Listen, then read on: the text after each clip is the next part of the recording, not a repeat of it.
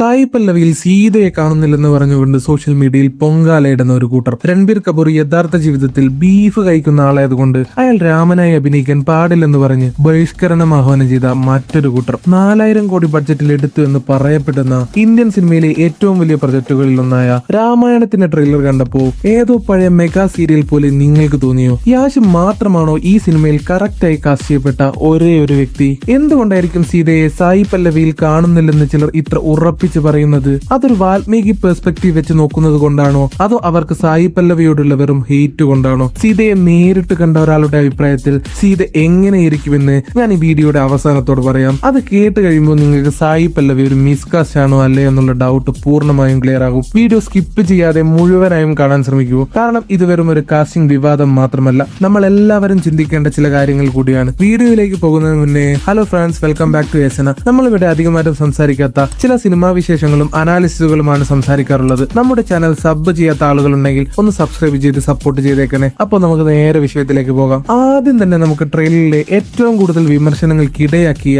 ആ മേക്കിങ്ങിനെ കുറിച്ച് സംസാരിക്കാം. സിനിമയുടെ ബഡ്ജറ്റ് 4000 കോടിയാണത്രേ. എവിടെയോ ഞാൻ വായിച്ചു ഹോളിവുഡിലെ ചില മികച്ച മാർവൽ സിനിമകൾക്ക് പോലുമില്ല ഇത്രയും വലിയ ബഡ്ജറ്റ് എന്ന്. ഇന്ത്യൻ സിനിമാ ലോകം മുഴുവൻ ഉറ്റുനോക്കുന്ന ഒരു പ്രൊജക്ട് കൂടിയാണിത്. പക്ഷേ ഈ 4000 കോടിക്കെടുത്ത സിനിമയുടെ VFX ആണോ ട്രെയിലറിൽ കാണിച്ചത്? നോർമലി ഒരു ക്യാമറ വെച്ച് ഷൂട്ട് ചെയ്യാൻ പറ്റുന്ന വളരെ സാധാരണമായ പോർഷൻ പോലും അനാവശ്യമായ VFX ചെയ്ത് വെച്ച കുളമാക്കിയിട്ടുണ്ട്. സത്യം പറഞ്ഞ നമ്മളൊക്കെ ഫോണിൽ ക്യാപ് കട്ടിലും ഇൻഷോട്ടിലും ഒക്കെ വെച്ച് എഡിറ്റ് ചെയ്യുന്നതിനേക്കാൾ മോശമായിട്ടാണ് ചില ഷോട്ടുകളിലെ ഗ്രീൻ സ്ക്രീൻ വർക്കുകൾ തോന്നിയത്. ബാക്ക്ഗ്രൗണ്ടുമായി യാതൊരു ബന്ധവുമില്ലാത്ത രീതിയിൽ കഥാപാത്രങ്ങൾ നിൽക്കുന്നത് കാണുമ്പോൾ ഇത് ആനിമേഷൻ സിനിമയാണെന്ന് തോന്നിപ്പോകും. കുറച്ച് നാളുകൾക്ക് മുൻപ് ഇറങ്ങിയ ആദിപുരുഷ് എന്ന സിനിമയ്ക്ക് സംഭവിച്ച അതേ അബദ്ധം തന്നെയാണോ ഈ രാമായണത്തിനും സംഭവിക്കാൻ പോകുന്നത് എന്നൊരു സംശയം പ്രേക്ഷകർക്ക് വന്നാൽ അവരൊരിക്കലും കുറ്റം പറയാൻ പറ്റില്ല. 2 പാട്ടിലായി ഇറങ്ങുന്ന ഈ ബ്രഹ്മാണ്ഡ സിനിമയുടെ ഔട്ട്പുട്ട് എങ്ങനെയായിരിക്കുമെന്ന് പലർക്കും ഇപ്പോൾ വലിയ ഡൗട്ട് ഉണ്ട്. എന്നാലും ഇതിന് 4000 കോടി എന്നൊക്കെ പറയുമ്പോൾ ബഡ്ജറ്റ് കൂട്ടി പറയുന്ന ഒരു പ്രവണത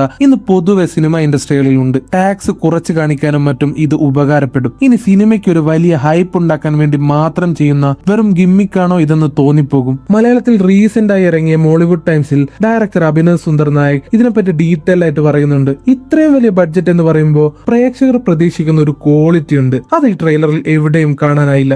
രണ്ടാമത്തെ ഒരു വലിയ ചർച്ചാ വിഷയമായിരുന്നു സിനിമയിൽ കാണിച്ച അഭിനേതാക്കളുടെ വസ്ത്രധാരണ രീതി. ആ പഴയ കാലഘട്ടം കാണിക്കുമ്പോൾ വർഷങ്ങൾക്ക് മുൻപ് നമ്മൾ ടിവിയിൽ കണ്ട രാമാനന്ദ് സാഗറിന്റെ രാമായണം സീരിയലുകളിൽ ഒക്കെ ഉള്ളത് പോലത്തെ വസ്ത്രധാരണ രീതിയാണ് ട്രെയിലറുകളിൽ പ്രധാനമായും കാണാൻ പറ്റുന്നത്. ശരിക്കും ഇത് വിമർശനങ്ങൾ അർഹിക്കുന്നുണ്ട്. എന്തൊക്കെ ഡയറക്ടർ ഫ്രീഡം എന്ന് പറഞ്ഞാലും തിയേറ്ററിൽ കാശ് കൊടുത്ത് കാണുന്ന ഓഡിയൻസിനെ കൺവിൻസ് ചെയ്യേണ്ടത് ആ ഡയറക്ടറുടെ ഉത്തരവാദിത്വം തന്നെയാണ്. അതിൽ ഇഷ്യൂ വന്നാൽ ആളുകൾ തീർച്ചയായും വിമർശനങ്ങൾ ഉന്നയിക്കും. കുറെ ക്യാരക്ടേഴ്സിനെ ട്രെയിലറിൽ കാണിക്കുന്നുണ്ട്, പക്ഷെ പലരുടെയും കോസ്റ്റ്യൂം ഒരു വലിയ മിസ്റ്റേക്ക് ആയിട്ട് ഫീൽ ചെയ്യുന്നു. പ്രത്യേകിച്ച് നടിമാരുടെ വസ്ത്രങ്ങളിലാണ് ഇത് കൂടുതലായും കണ്ടിട്ടുള്ളത്. സിനിമ റിലീസ് ആവുമ്പോൾ നമുക്ക് ഇതിനെപ്പറ്റി കൂടുതൽ അറിയാൻ പറ്റും. പക്ഷെ വെട്ടിത്തിളങ്ങുന്ന ആഭരണങ്ങളും ഓവർ കളർഫുൾ ആയ ഡ്രസ്സുകളും ഒക്കെ കാണുമ്പോൾ അവിടെ ഒരു യഥാർത്ഥ പുരാണ കഥ നടക്കുന്ന ഫീൽ ഇല്ല, മറിച്ച് ഒരു സീരിയൽ കാണുന്ന ഫീലാണ് നമുക്ക് കിട്ടുന്നത്. ഇനി നമുക്ക് ഈ വീഡിയോയിലെ പ്രധാനപ്പെട്ട ഭാഗത്തേക്ക് പോകാം. കഴിഞ്ഞ കുറച്ച് ദിവസങ്ങളായി സോഷ്യൽ മീഡിയയിൽ കണ്ട ഏറ്റവും വലിയ ചർച്ച സായി പല്ലവി സീത. സായി പല്ലവിയെ ഈ സിനിമയിൽ നിന്ന് മാറ്റിയാൽ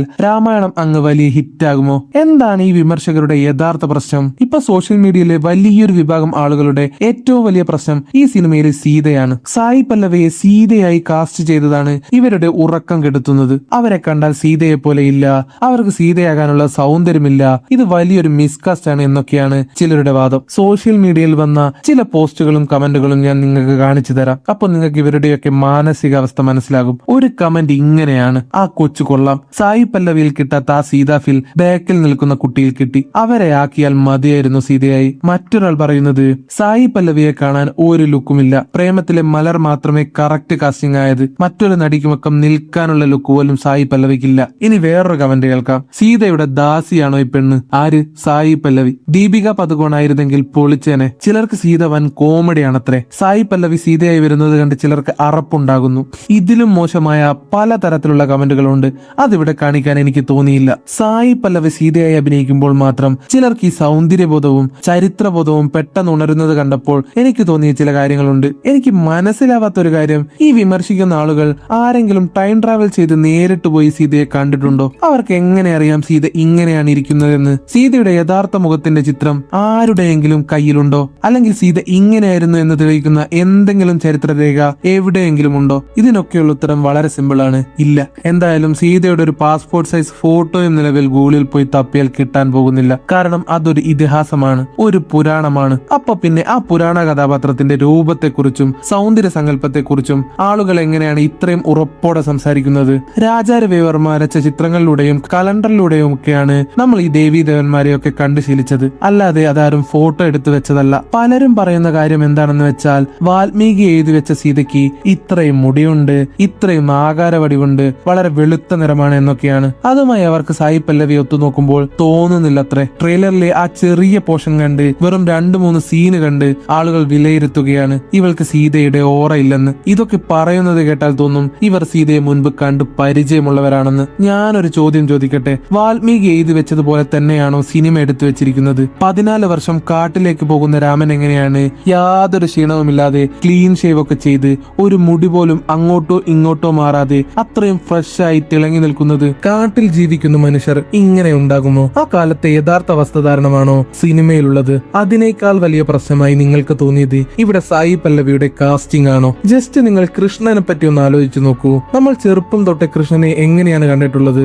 വിവിധ സന്ദർഭങ്ങളിൽ പുരാണങ്ങളിൽ കൃഷ്ണനെ കറുപ്പ്, ഇരുണ്ട നീല മഴമേഘത്തിന്റെ നിറം എന്നൊക്കെയുള്ള രീതിയിലാണ് സങ്കല്പിച്ചിട്ടുള്ളത്. പക്ഷെ നമ്മുടെ സിനിമയിലും സീരിയലിലുമൊക്കെ എന്താണ് നടക്കുന്നത്? ഒരു വെളുത്ത നിറമുള്ള നടനെ കൃഷ്ണനായി മേക്കപ്പ് ഇട്ടാണ് എപ്പോഴും കാണിക്കുക. അവിടെ ആ പുരാണ കഥ ഒരു സിനിമയാക്കുമ്പോൾ, സീരിയലാക്കുമ്പോൾ എഴുതിയതിൽ മാറ്റം വരുത്തുന്നു, ഡയറക്ടറുടേതായ കുറച്ച് മാറ്റങ്ങൾ കൊണ്ടുവരുന്നു. അതിലൊന്നും ആർക്കും ഒരു പ്രശ്നവുമില്ല. ഈ അടുത്ത കാലത്ത് നാഗശ്വിന്റെ കൽക്കി എന്ന സിനിമ തീർച്ചയായും കയ്യടി അർഹിക്കുന്നുണ്ട്. കാരണം അതിൽ കൃഷ്ണനെ കൃഷ്ണവർണ്ണത്തിൽ തന്നെ അവതരിപ്പിച്ചപ്പോൾ കാണാൻ ഒരു പ്രത്യേക ഭംഗിയായിരുന്നു. പ്രേക്ഷകർ അത് ഇരു കൈയും നീട്ടി സ്വീകരിക്കുകയും ചെയ്തു. പുരാണ കഥാപാത്രങ്ങളെ അവരുടെ ദൈവിക പരിവേഷത്തിൽ നിന്നും മാറ്റി നിർത്തി എങ്ങനെ പച്ചയായ മനുഷ്യരായി അവതരിപ്പിക്കുക എന്നതിന് നമ്മുടെ മലയാള സിനിമയിൽ നിന്ന് തന്നെ ലോകം അംഗീകരിച്ച ഏറ്റവും മനോഹരമായ ഒരു ഉദാഹരണമുണ്ട്. ഡയറക്ടർ ജി അരവിന്ദിന്റെ കാഞ്ചന സീത. രാമനും ലക്ഷ്മണനും എപ്പോഴും രാജകീയമായ കലണ്ടർ ചിത്രങ്ങളിലൂടെ നമ്മൾ പരിചയിച്ച ആ രൂപത്തിൽ തന്നെ വരണമെന്നില്ലെന്ന് അദ്ദേഹം തീരുമാനിച്ചു. ആന്ധ്രാപ്രദേശിലെ ഒരു ആദിവാസി സമൂഹത്തിൽപ്പെട്ട യഥാർത്ഥ മനുഷ്യരെയാണ് പ്രധാന കഥാപാത്രങ്ങളായി അദ്ദേഹം ആ സിനിമയിൽ അവതരിപ്പിച്ചത്. അവിടെ അരവിന്ദൻ രാമായണത്തെ മാറ്റി എഴുതുകയല്ല ചെയ്തത്, മറിച്ച് രാമനെ ഒരു അവതാരമായി കാണിക്കുന്നതിന് പകരം പ്രകൃതിയോടും മണ്ണോടും ചേർന്ന് നിൽക്കുന്ന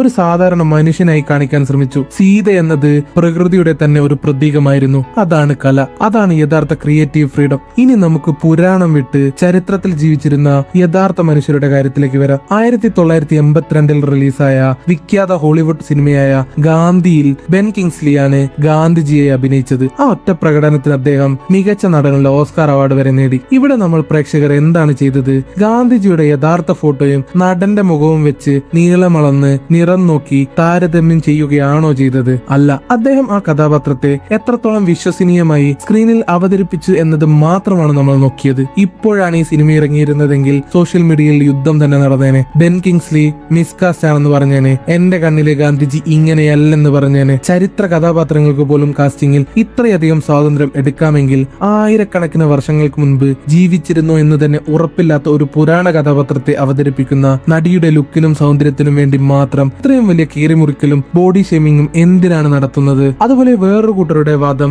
രാമനായി അഭിനയിക്കുന്ന രൺബീർ കപൂർ റിയൽ ലൈഫിൽ ബീഫ് കഴിക്കുന്ന ആളാണ്, അതുകൊണ്ട് അയാൾ എങ്ങനെ രാമനായി അഭിനയിക്കുമെന്നാണ്. ഇതൊക്കെ കേൾക്കുമ്പോൾ ഒരു കോമഡി പീസ് ഓഫ് ഷിറ്റ് ആയിട്ടാണ് തോന്നുന്നത്. ഒരു കൊലപാതകയായി അഭിനയിക്കാൻ റിയൽ ലൈഫിൽ കൊലപാതകം ചെയ്ത ആളെ തന്നെ വിളിക്കണമെന്ന് പറയുന്ന പോലെയുള്ള വെറും അസംബന്ധം മാത്രമാണിത്. സിനിമ എന്നതൊരു കലയാണ്, ആക്ടിംഗ് എന്ന് പറഞ്ഞാൽ അഭിനയമാണ്. ഒരു നടൻ ക്യാമറയ്ക്ക് മുന്നിൽ വരുമ്പോൾ അയാൾ ആ കഥാപാത്രമായി മാറുകയാണ്. അയാളുടെ വ്യക്തി ജീവിതത്തിലെ ഭക്ഷണ രീതിയോ വിശ്വാസങ്ങളോ ആ കഥാപാത്രത്തെ ഒരിക്കലും ബാധിക്കാൻ പാടില്ല. അങ്ങനെയെങ്കിൽ ഹോളിവുഡിലൊക്കെ ഏലിയനായി അഭിനയിക്കാൻ ശരിക്കും അന്യഗ്രഹത്തിൽ നിന്ന് ആളെ കൊണ്ടുവരേണ്ടി വരും. സൗന്ദര്യം എന്നത് എപ്പോഴും ആപേക്ഷികമാണ്. ഒരാൾക്ക് സുന്ദരമായി തോന്നുന്നത് മറ്റൊരാൾക്ക് ചിലപ്പോ അങ്ങനെ തോന്നണമെന്നില്ല. വ്യക്തിപരമായി എനിക്ക് സായി പല്ലവി സീതയായി വന്നത് ഒരു പെർഫെക്റ്റ് കാസ്റ്റിംഗ് ആയിട്ടാണ് തോന്നിയത്. ഏറ്റവും നാച്ചുറൽ ആയിട്ട് അഭിനയിക്കാൻ കഴിവുള്ള, അഭിനയത്തിൽ അത്രയും ഡെഡിക്കേഷൻ ഉള്ള സായി പല്ലവിയെ പോലുള്ള ഒരു നടിയെ എന്തിന്റെ പേരിലായാലും മാറ്റി നിർത്തണം എന്ന് പറയുന്നത് ശുദ്ധ അസംബന്ധമാണ്. പിന്നെ എല്ലാവരും കോമൺ ആയി പറയുന്ന ഒരു കാര്യമായിരുന്നു യാഷിന്റെ രാവണൻ. ശരിക്കും ഈ സിനിമയിലെ ഏറ്റവും ബെസ്റ്റ് കാസ്റ്റിംഗ് ആയിട്ട് പലർക്കും തോന്നിയത് അതായിരുന്നു. രാവണനായി യാഷിന്റെ ആ ഓറ കണ്ടപ്പോ വേറെ ആരെയും ആ സ്ഥാനത്ത് ചിന്തിക്കാൻ പോലും തോന്നിയില്ല. The OG Ravanan. തന്റെ കരിയറിന്റെ പീക്കിൽ നിൽക്കുമ്പോൾ തന്നെ യാഷ് ഒരു ചരിത്ര സിനിമയിലെ ഏറ്റവും വലിയ ആന്റഗോണിസ്റ്റ് ആയി വരുന്നു എന്നത് വലിയൊരു കാര്യമാണ്. ഇനി ഈ സിനിമയുടെ 4000 കോടി ബഡ്ജറ്റിലേക്ക് വന്നാൽ ഇതിന്റെ നിർമ്മാണം നിർമ്മാതാക്കൾ ലക്ഷ്യം വെക്കുന്നത് വലിയൊരു ബിസിനസ് തന്നെയാണ്. പടം മോശമായാൽ പോലും ഇത് കേവലം ഒരു സിനിമ എന്നതിലുപരി ഹിന്ദുക്കളുടെ വിശ്വാസവുമായി ബന്ധപ്പെട്ട ഒരു സ്റ്റോറി ആയതുകൊണ്ട് തന്നെ ഭൂരിഭാഗം കളക്ഷനും അവർ നോർത്ത് ഇന്ത്യയിൽ നിന്ന് തന്നെ അടിച്ചെടുക്കും. അതിൽ യാതൊരു സംശയവുമില്ല. എന്തായാലും സാങ്കല്പിക കഥാപാത്രത്തിന് മേൽ സ്വന്തം വർണ്ണബോധം അടിച്ചേൽപ്പിക്കാൻ ശ്രമിക്കുന്നവർക്ക് ഈ പറഞ്ഞ കാര്യങ്ങൾ മനസ്സിലാകുമെന്ന് കരുതുന്നു. പിന്നെ എത്രയൊക്കെ പറഞ്ഞാലും ഒരു സിനിമാ പ്രേമി എന്നുള്ള രീതിയിൽ I am still expecting something big. ഈ വിമർശനങ്ങൾ ഉൾക്കൊണ്ടുകൊണ്ട് VFX പോരായ്മകളൊക്കെ തിരുത്തി നല്ല രീതിയിൽ ഈ സിനിമ റിലീസ് ആവട്ടെ എന്ന് ആഗ്രഹിക്കുന്നു. പുതിയ തലമുറയ്ക്ക് അതൊരു നല്ല എക്സ്പീരിയൻസ് ആയിരിക്കും. അപ്പൊ സുഹൃത്തുക്കളെ, ഇതാണ് ഈ വിഷയത്തിൽ എനിക്ക് പറയാനുള്ളത്. സായി പല്ലവി സീതയായി വരുന്നത് ഒരു മിസ്കാസ്റ്റ് ആണെന്ന് നിങ്ങൾക്ക് തോന്നുന്നുണ്ടോ? അതോ നമ്മുടെ സമൂഹത്തിൽ ഇപ്പോഴും നിലനിൽക്കുന്ന അന്ധമായ സൗന്ദര്യ സങ്കല്പങ്ങളാണോ ഈ അനാവശ്യ വിവാദങ്ങൾക്ക് പിന്നിൽ? നിങ്ങളുടെ അഭിപ്രായങ്ങൾ എന്താണെങ്കിലും അത് താഴെ കമന്റായി രേഖപ്പെടുത്തൂ. നമുക്ക് അവിടെ ഒരു ചർച്ചയാകാം. ഈ വീഡിയോ നിങ്ങൾക്ക് ഇഷ്ടമായെങ്കിൽ തീർച്ചയായും ലൈക്ക് ചെയ്യൂ, ഷെയർ ചെയ്യൂ, സബ്സ്ക്രൈബ് ചെയ്യൂ. നിങ്ങളുടെ സുഹൃത്തുക്കളിലേക്കും സിനിമാ ഗ്രൂപ്പുകളിലേക്കും ഷെയർ ചെയ്യൂ. അപ്പോൾ കൂടുതൽ സിനിമാ വിശേഷങ്ങളുമായി വീണ്ടും കാണാം. Signing off.